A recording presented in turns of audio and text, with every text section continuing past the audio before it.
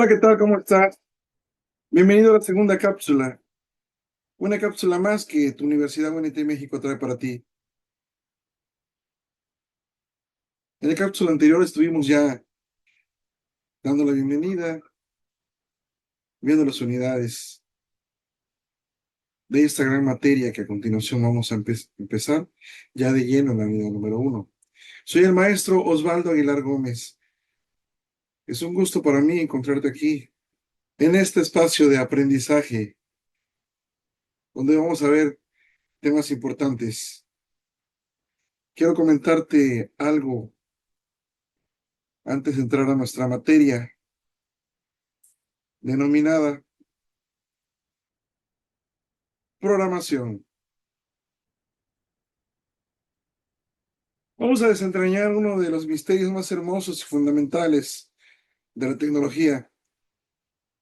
¿Por qué razón todo el universo digital, desde los videojuegos más complejos hasta los sistemas de control de un cohete, se reduce estrictamente a una combinación infinita de ceros y unos? La historia pionera del código binario de la filosofía al silicio es que para que podamos entender el lenguaje binario debemos de pensar en computadoras modernas. No, al contrario, debemos de viajar a través de los siglos para descubrir cómo la mente humana logró destilar el pensamiento lógico hasta su mínima expresión.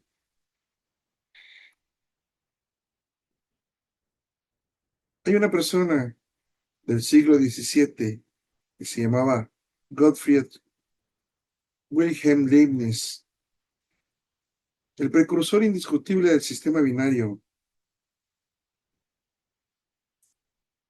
Fue este gran filósofo matemático alemán, a quien también se le disputa la invención del cálculo infinitesimal. A finales del siglo XVII, Leibniz quedó fascinado por el I Ching, el libro clásico chino de adivinación, que esto utilizaba líneas divididas, el yin y enteros, que era el yang. Leibniz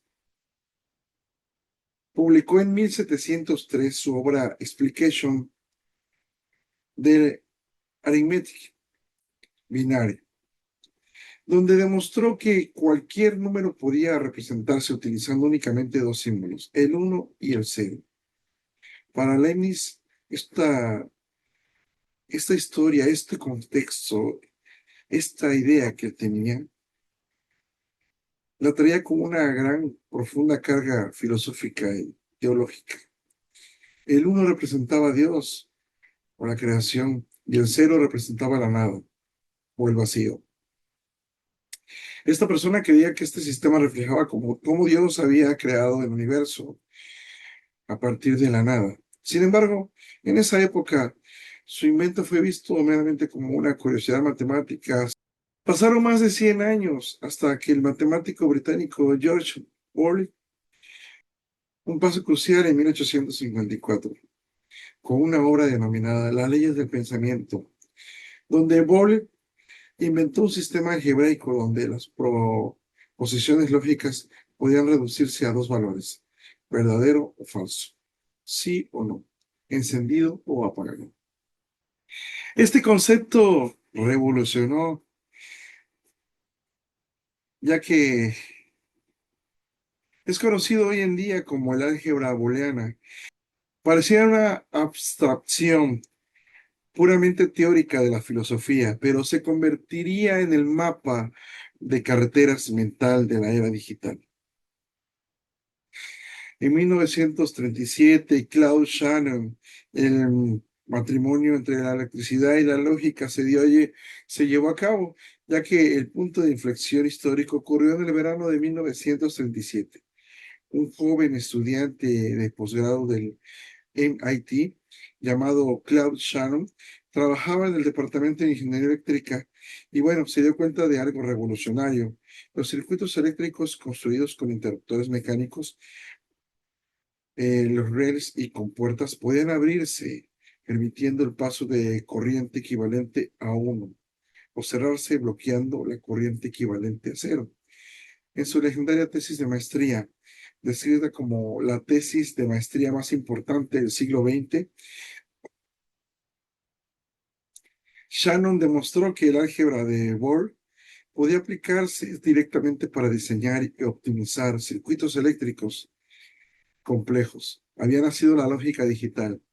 La humanidad por fin tenía un puente físico para conectar la filosofía matemática con la electricidad tangible. Y bueno, aquí la pregunta del millón, ¿por qué se usa el sistema binario, el uno y el 0, en programas y códigos? Porque podrán existir diferentes lenguajes de programación, diferentes estilos, diferentes maneras, pero todo parte del uno y el 0. Cuando comenzó la era de la computadora electrónica, gigantes que entraban en una habitación, una computadora con la capacidad de una calculadora de hoy en día. Bueno, en los años 40, con máquinas históricas como la ENIAC, los ingenieros se enfrentaron a un dilema físico. Este problema era cómo construir un sistema de almacenamiento y un procesamiento de datos que fuera absolutamente confiable. Y bueno, el problema del mundo analógico era que si hubiéramos intentado construir computadoras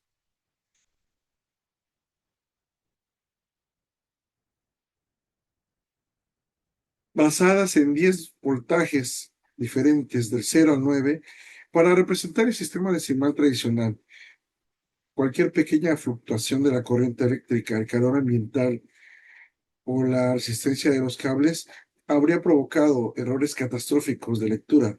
Por ejemplo, que un voltaje de 4.5 voltios fuera interpretado erróneamente como un 4 o como un 5. Y bueno, la genialidad de la simplicidad binaria es que al reducir el sistema a solo dos estados extremos, el apagado bajo y el voltaje en cero, y el encendido alto, que es el uno, el margen de error prácticamente desaparece. No importa si hay una ligera caída de voltaje. Si la señal supera un umbral, las computadoras la leen sin duda como un uno, y si está cerca de cero, es un cero. Esa simplicidad física, esta simplicidad, esta simplicidad física es lo que permitió posteriormente empaquetar miles y millones, y hoy en día miles y millones de interruptores microscópicos como los transistores dentro de un diminuto chip de silicio. Esta simplicidad física es lo que permitió posteriormente paquetar miles y millones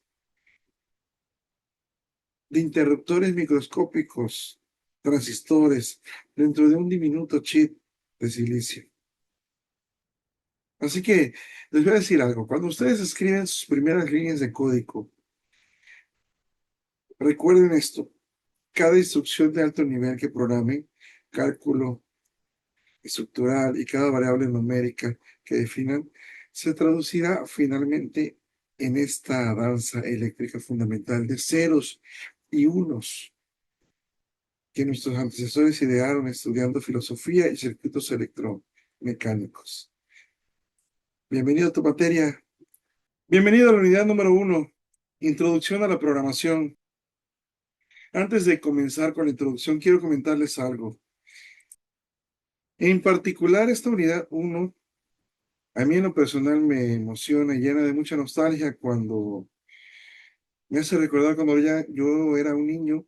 Empecé en este fascinante mundo de la informática escribiendo mis primeras líneas de código en Pascal y Turbo Pascal, lidiando con pantallas oscuras, con sintaxis estrictas y cada punto y coma milimétricamente colocado.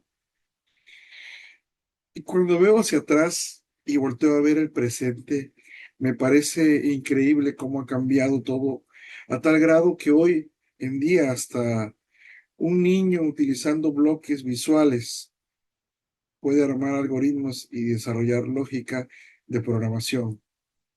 Es una prueba rotunda de que la tecnología se ha democratizado y que entender la estructura detrás del código ya no es un privilegio de algunos cuantos, sino es una herramienta maravillosa al alcance de todos. Y como lo mencioné en la cápsula anterior, para resolver problemas. La programación constituye la base del desarrollo de software y permite crear soluciones. Estas soluciones son tecnológicas para resolver problemas de una manera lógica y eficiente.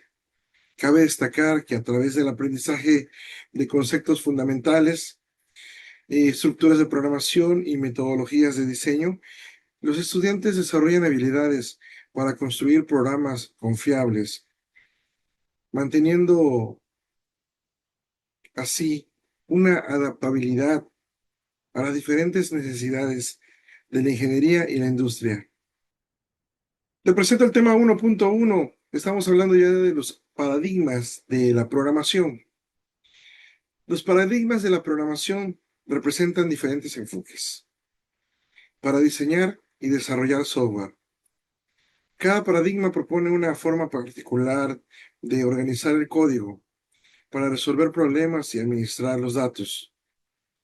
La elección del paradigma depende del tipo de aplicación, los objetivos del proyecto y las características del lenguaje de programación utilizado. A ver, jóvenes, pongan atención en este punto, porque es la clave para que podamos entender cómo cambia la mentalidad de un ingeniero al momento de enfrentar un problema complejo. ¿Qué significa que la programación se represente en diferentes paradigmas o enfoques?